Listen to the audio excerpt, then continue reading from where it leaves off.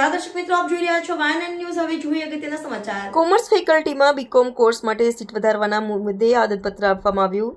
વડોદરા શહેરમાં આ વખતે ધોરણ 12માં વિદ્યાર્થીઓ અને વિદ્યાર્થીનીઓ ખૂબ જ સારા પર્સન્ટેજ લાવ્યા છે, ત્યારે પહેલેથી જ એડમિશનમાં વિવાદ રહ્યો છે।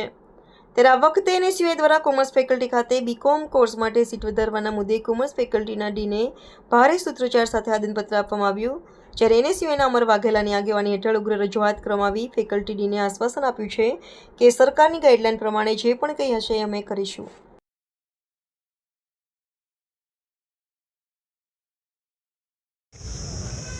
આજરોજ એનએસયુઆઈ દ્વારા યુનિવર્સિટીની કોમર્સ ફેકલ્ટીની મેઇન બિલ્ડિંગ ખાતે આવેદનપત્ર આપવામાં આવ્યું। જેવી રીતે 6400 વિદ્યાર્થીઓને જેવી રીતે એડમિશન માટેનું જે લિસ્ટ બહાર પાડવામાં આવ્યું હતું, તેમાં કઈ રીતની એડમિશન પ્રક્રિયાઓ ચાલી રહી છે, શું કરી રહ્યા છે, તે કોઈ પણ વિદ્યાર્થીઓને ખબર જ નથી।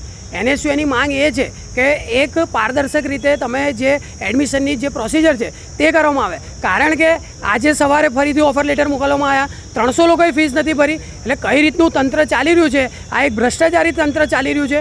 એટલે આજરોજ એનએસયુઆઈએ આવેદનપત્ર આપ્યું છે અને માંગ કરી છે કે સીટમાં વધારો કરવામાં આવે અને જે વિદ્યાર્થીઓએ એમએસ યુનિવર્સિટીમાં જે એડમિશન લેવા માટેની માંગ કરી હોય એ તમામ વિદ્યાર્થીઓને એડમિશન મળવા જોઈએ, નહીં તો એનએસયુઆઈ જ્યાં સુધી વિદ્યાર્થીઓને એડમિશન નહીં મળે ત્યાં સુધી આંદોલન ચાલુ રાખશે। Subscribe now and press the bell icon. Never miss an update.